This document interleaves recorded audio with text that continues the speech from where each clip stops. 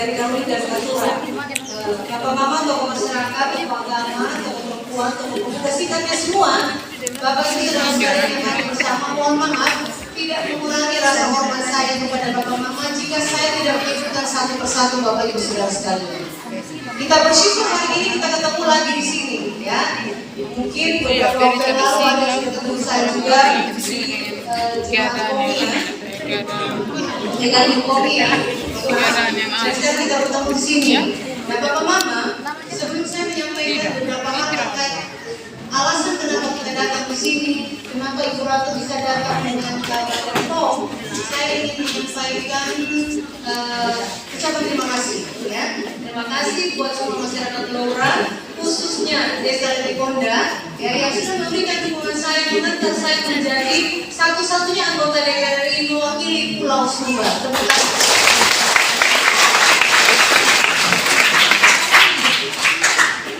Terima kasih buat Bapak Mama sudah mengantar saya. Tentu keinginan Bapak Mama ketika memilih saya pasti harapannya semoga Mama Ratu memperjuangkan aspirasi masyarakat.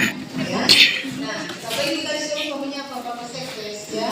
Selamat siang Bapak Sekdes, terima kasih sudah bersama-sama dengan jemaat di tempat ini dari pagi sampai siang sudah memberikan juga beberapa pengetahuan terkait dengan kesehatan. Bapak Ibu saya lanjut, ya. Terima kasih buat dukungannya sudah memilih saya, mendukung saya. Harapannya agar ketika Ibu Ratu ada di pusat, Ibu Ratu bisa memperjuangkan kepentingan masyarakat. Memang betul, ya.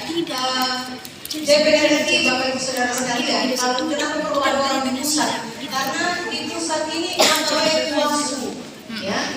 Sumber uang, sumber program. Tapi bagaimana air yang ada di pusat bisa sampai, ya. Di sini kalau tidak ada yang membuka keran dari Jakarta, karena lokal dari Jakarta sampai di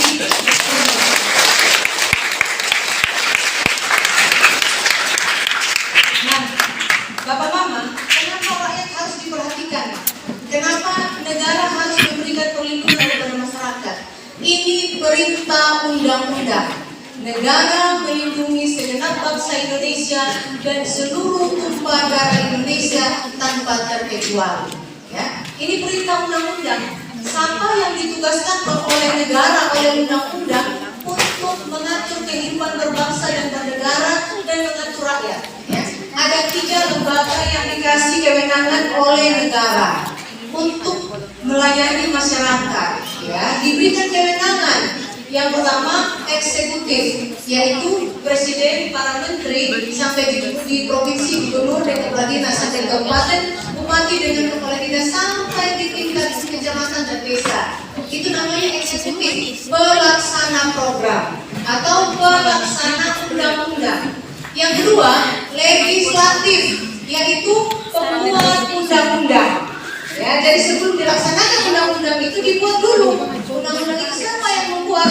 Yaitu DPR bersama pemerintah. DPR mulai dari tingkat pusat, provinsi, sampai dengan kabupaten.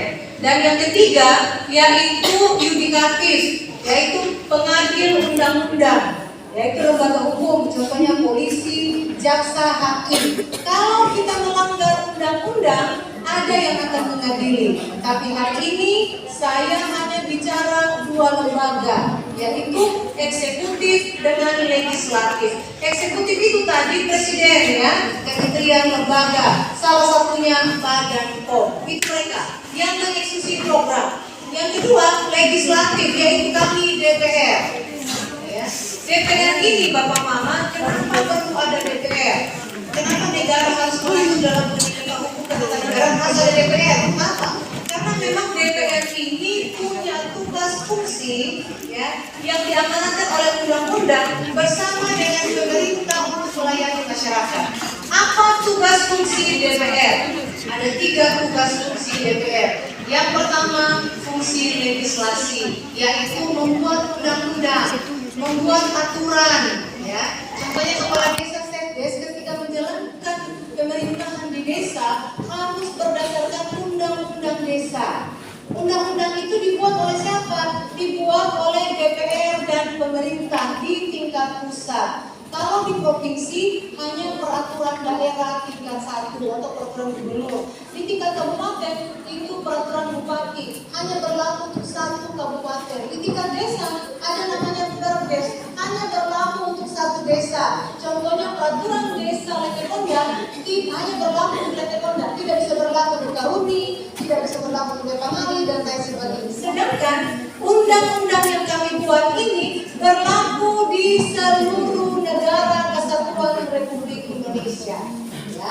Di dalam undang-undang itu Bapak Mama mengatur kepentingan rakyat, mengatur kepentingan masyarakat, bagaimana negara dalam hal ini pemerintah melayani masyarakat. Diatur di dalam undang-undang kepentingan laki-laki, kepentingan perempuan, kepentingan orang tua, lansia, anak-anak remaja, dewasa, anak-anak, semua tanpa terkecuali diatur di dalam undang-undang. Kalau sudah diatur dalam undang-undang kepentingan masyarakat, ketika nanti pemerintah membuat program berdasarkan undang-undang yang dibuat, ya. Sehingga penting kalau ada perwakilan. Kalau ada perwakilan Bapak Mama, dia yang tahu masalah apa sih yang ada di daerah, masalah apa sih yang ada di dapil, atau tahu apa yang terjadi di kita.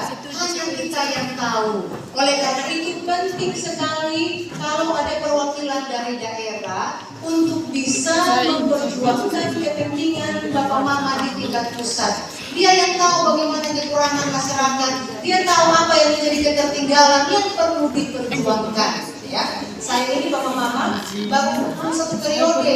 Setelah saya di Jakarta, saya pusingnya kenapa? Menyesal, kecewa. Kenapa tidak dari dulu saya jadi DPR? Saya bilang begitu. Karena apa? Banyak sekali uang di pusat, banyak sekali program yang ada di pusat. Itu Bapak Ibu Saudara sekalian, sayangnya tidak turun semua ke sini. Kenapa? Karena memang kita belum punya wakil kita yang diperlukan.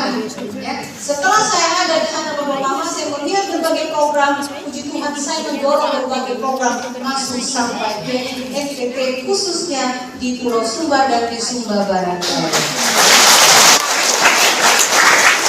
Yang pertama terkait dengan kebijakan undang-undang. Yang kedua terkait dengan fungsi budgeting atau fungsi anggaran. Intinya begini, ini program ada, ini program sekarang ini tidak bisa kita lakukan kalau belum ada persetujuan DPR. Jadi DPR harus setuju dulu ini anggaran-anggaran yang ada. DPR bilang oke, dilaksanakan, ketok palu, jalan.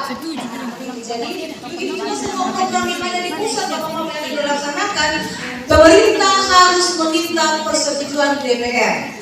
Sebelum meminta persetujuan harus dibahas bersama dengan DPR. Kita bahas dulu semua program-program, kita suarakan apa yang menjadi masalah. Seperti tadi Merdeka bilang, Mama Ratu mohon pengawasan jangan hanya di kota.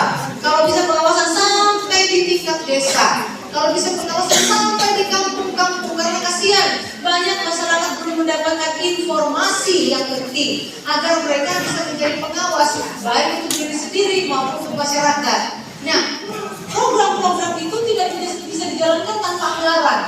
Harus ada anggaran yang mendukung sehingga program itu bisa berjalan. Oleh karena itu, kalau Mama Pendeta sampaikan kepada saya, itu menjadi itu tidak menjadi persoalan. Memang tempatnya sudah menyampaikan kepada kami agar kami perjuangkan sehingga ke depan lebih banyak anggaran yang dialokasikan oleh pemerintah pusat bersama DPR untuk bisa melayani masyarakat. Ya, itu yang kedua. Sama dengan begini Bapak Mama ya, kita orang Sunda ini suka buat pesta toh. Nah, kalau kita buat pesta pasti kita undang orang. Kalau orang datang di pesta, dia datang suka tembak, pasti kita kasih dia mata api. Ya, bisa kita kasih apa mane ya, kerbau jantan, ya, ada yang sampai di kasihku begitu ya. Nah, setelah kita kasih ini apa namanya yang datang ini kita kasih mata api, kita kasih dia panggung tembak. Waktu tembak kita kasih dia panggung. Ya, setelah itu bagi daging sudah Bapak Mama. Ya, jadi siapa yang dapat kenga karambo, siapa yang dapat kenga wawi, siapa yang dapat kapua. Kalau orang suka tembak pasti dapat kenga karambo. Orang tega wawi pasti dapat kenga wawi. Orang yang datang biasa-biasa pasti cuma dapat kapua. Ya, begitu juga dengan kita. Kalau orang Sumba ada yang datang di DPR untuk suka tembak, kita bawa panen berarti kita dapat mata api. Kita turut berbagi daging yang ada di Jakarta agar kita bawa pulang sehingga rombongan kita yang datang ikut KD tadi semua bisa dapat kebagian daging walaupun sedikit-sedikit. Ya, bisa dipahami? Nah, kita ini selain ada di pesta kita tukang potong daging. Sama dengan kita pesta juga Bapak Mama. Kalau kita potong daging pasti suruh orang yang jaga merokok anak. Kalau kita kasih orang yang tidak jaga merokok anak, terakhir sebentar tekor terus. Ya, tidak cukup beli daging. Padahal sudah potong 20 ekor, sekarang bawa 30 ekor babi, tapi tidak cukup. Kita perlu mencari orang yang bisa membagi daging agar semua merata dapat karena kayak kawan yang dapat kapua. Tapi yang bagi daging ini dia berpikir juga bagaimana kalau bisa dia dapat jatah yang lebih. Caranya apa Bapak Mama? Dia punya akal. Orang dia bilang lawiki. Waktu merokok kanan dia bilang gini, tolong dong biar daging jangan Bapak kasih luluku. Padahal dia akal yang jalan. Kenapa? Asal mata orang tidak lihat mereka baik karena semua ada di bawah luluku. Dia potong daging sudah, lagi potong daging dia bilang gini, Mama, di bawah desa itu makanan belum dapat daging. Jadi orang semua bawa makanan ke sana. Bapak tua yang potong daging bisa cepat yang merokok kanan dari kiri kanan karena kiri aman. Dan sudah taruh di kampung dulu, ya. Nah, karena dia lihat belum cukup juga Bapak Mama, dia cepat lagi potong daging taruh di belakang. Jadi waktu potong daging dia duduk meninggal, ya, saya duduk jongkok. Orang pikir dia duduk di bangku, padahal ya daging semua yang di belakang, ya. Kenapa? Dia mau bawa pulang juga nanti, jadi dia keluarga yang tahu betul ya. Ini Pak Ahmad ada pergi di Sop Merdeka, ada pergi tinggal keluarga, jadi minimal dia bisa bagi daging kepada yang lain. Begitu juga kita DPR. Yang saya bilang tadi lincah membagi daging itu, kita bisa berpikir bagaimana alokasi anggaran. Setelah itu kita berkomunikasi dengan mitra kita pemerintah agar semakin banyak program yang masuk di daerah. Ya, itu dia Bapak Mama yang kedua fungsi anggaran. Yang ketiga, fungsi pengawasan. Bagaimana kita mengawasi agar kebijakan atau undang-undang yang dibuat anggaran betul-betul sampai di rakyat. Tidak boleh terpangkas, tidak boleh ada kendalanya. Kalau ada kendala kita cari solusi. Masalahnya di mana? Kami DPR berhak melakukan pengawasan terhadap semua undang-undang dan anggaran yang bersumber dari APBN. Ya. Nah, ini kan tugas DPR. Hari ini saya datang dengan Badan POM karena saya dari Komisi 9 membidangi kesehatan, ketenagakerjaan dan kependudukan. Mitra kerja ada 7, Menteri Kesehatan, Menteri Tenaga Kerja, Badan POM, BKKBN, BPJS Kesehatan, BPJS Tenaga Kerja, BP2MI. Itu Badan Pelindungan Pekerja Migran Indonesia. Tugas kita apa, Bapak Mama? Tugas kami yaitu bagaimana memastikan seluruh rakyat Indonesia sehat.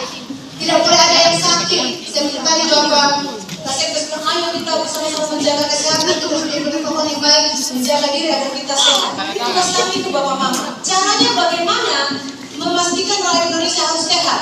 Siapkan fasilitas, ya seperti rumah sakit, puskesmas, ya, alat-alat kesehatan, obat-obatan, tenaga kesehatan, dokter, perawat, bidan harus ada. Kita pastikan Bapak Ibu saudara sekalian, ya. Tadi Pak Presiden sudah bilang, Mama kami masih kekurangan fasilitas. Ya ini tugas kami untuk memperjuangkan.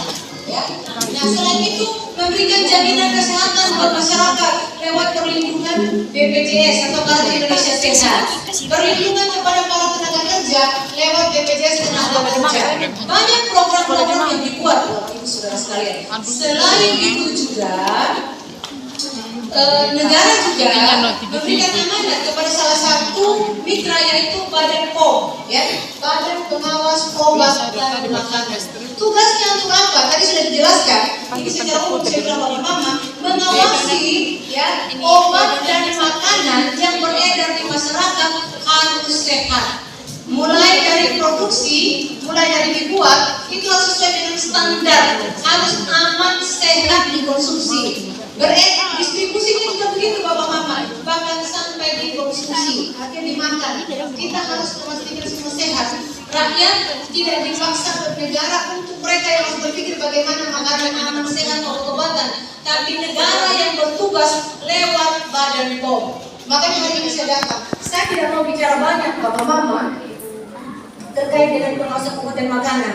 Tadi Bapak Sekda sudah ngomong, Ibu Frama, Ibu Rizda sudah cerita terkait dengan bagaimana kerja dari Badan POM mengawasi obat makanan yang beredar di masyarakat. Bapak Mama sudah pahami?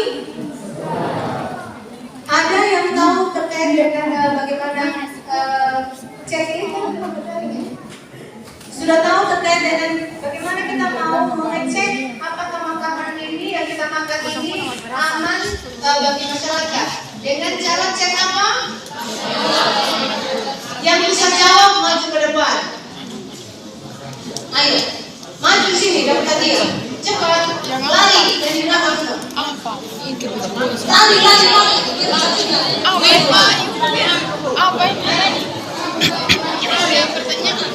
Cepat lagi.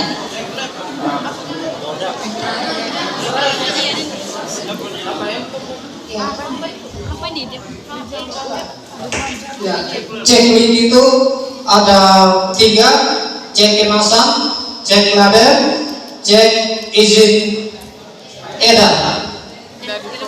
Yang terakhir kadaluarsa. Yang pertama cek kemasan, yang kedua tadi lagi kemasannya. Kemasan itu maksudnya apa?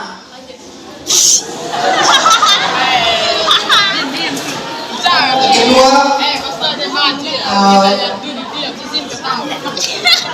Kemasan itu apa lagi? Kemasan. Seperti bungkusan. bungkusnya ini. Ya, bungkusnya bagaimana?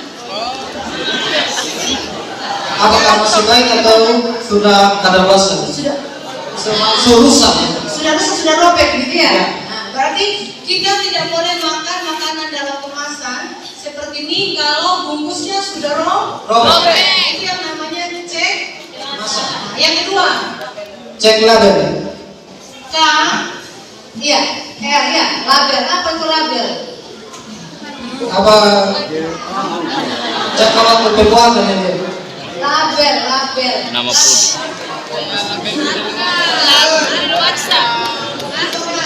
Ya.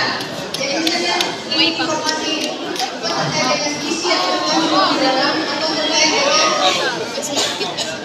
komposisi. Yang ketiga ini izin edar. Apakah kemasan itu resmi dari sudah dapat izin dari pemerintah? Coba cara cek izinnya dari sini.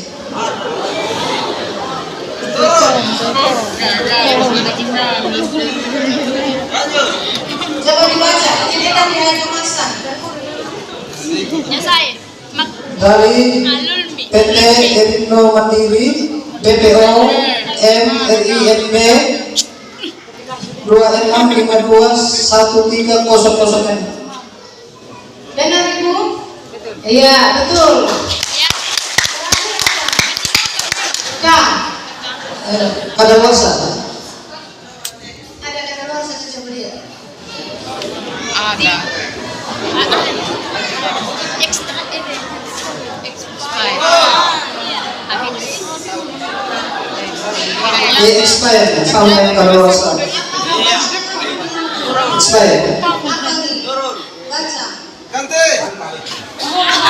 Tanggal 14 bulan 12 2024. Terakhir minumnya kapan? Tanggal Tanggal 13. 14 bulan Desember 13. 2024. Benar Ibu Salma? Mungkin bisa benar, tetapi kalau makanan dia harus 1 hari sebelumnya. Kalau kosmetika 14, maka terakhir 14. Kalau makanan terakhir 13 Desember 2024. Jadi benar. Tapi bisa kita benarkan. Oke, terutama. Saya tak perhatian. Jadi kalau saya melihat mendengar tadi jawaban dari adik siapa? Pak Yulen. Pak Yulen. Belum. Belum. Apa dengan istri? Dalam proses. Dalam proses. Tapi saya titip pesan memang ya. Kalau hubungan yang laki-laki fokus sama dengan Siap. kalau hubungan yang perempuan kasih nama liburan. Siap. Mudah-mudahan nanti pas sudah lahir ya. Amin. Saya kita belajar dari ibu. Amin.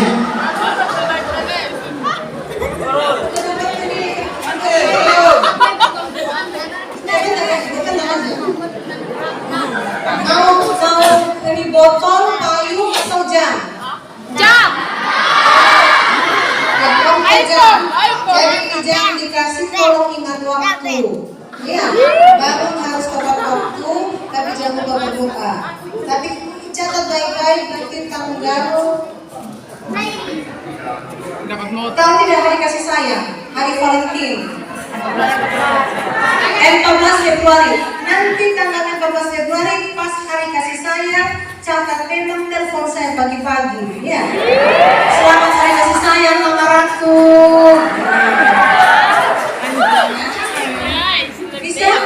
Nah, dapat hadiah lagi, ya. Dapat hadiah lagi 50.000, ya. Ya. 50.000. 5 ya. Ini cukup sudah terus lebih dari itu. Terima kasih. Tapi ingat nanti tanggal 14 Februari hari Valentine Day, hari kasih sayang telepon saya. Selamat pagi Mama Ratu, selamat hari kasih sayang. Saya kasih Mama Ratu di hari ini. Oke? Ya. Terima kasih Mama.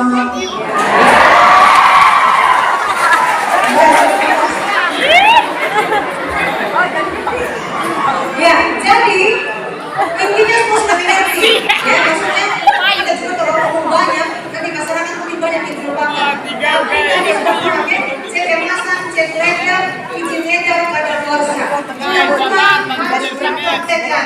Jangan tergiur dengan harga murah. Kalau di kota nih 3.001 sampai di desa nih 6.000. Jangan bilang, ini kota enggak begitu. Padahal yang ada luarsa yang dijual. Ya, terakhir kita makan, sakit, maaf, tidak bisa. Terakhir yang kita salahkan siapa? Kita peleba, kita keluarga, tetangga. Ya, mulai berpikir yang aneh-aneh sudah. Padahal karena kita salah mengkonsumsi makanan. Ya, nah, bisa dipahami bapak mama ya?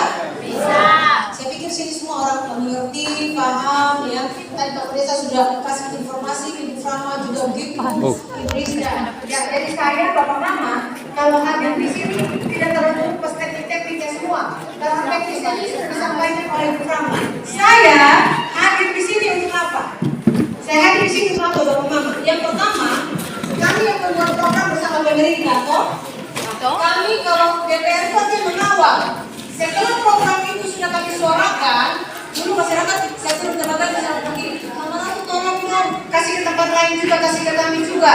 Akhirnya kita perjuangkan kegiatan seperti ini. Kalau dulu hanya sekitar 17 tahun lalu, tahun 2020 itu cuma hanya 9 kalau bersalah. Tahun 2022 itu 17.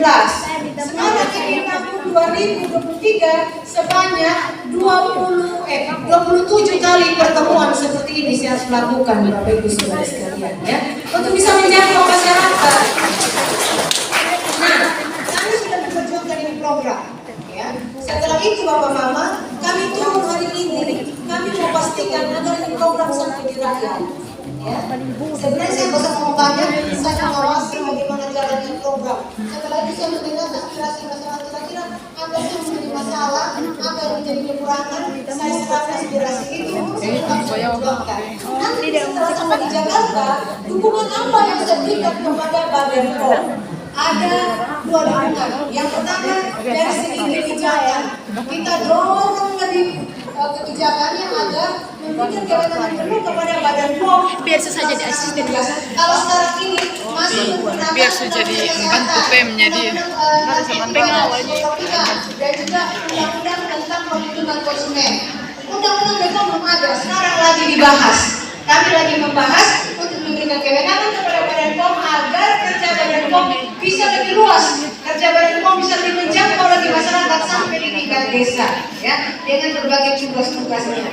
Itu yang pertama. Yang kedua, saya ada di sini mendampingi, mengawasi, melihat seperti apa aspirasi masyarakat. Kalau memang dibutuhkan dukungan anggaran, ya, dukungan anggaran terkait dengan pelaksanaan program Badan POM, saya sebagai anggota DPR lewat tugas dan fungsi anggaran, kami akan berjuang untuk menambahkan anggaran lebih banyak lagi kepada mitra kerja kami dalam hal ini Badan POM, ya.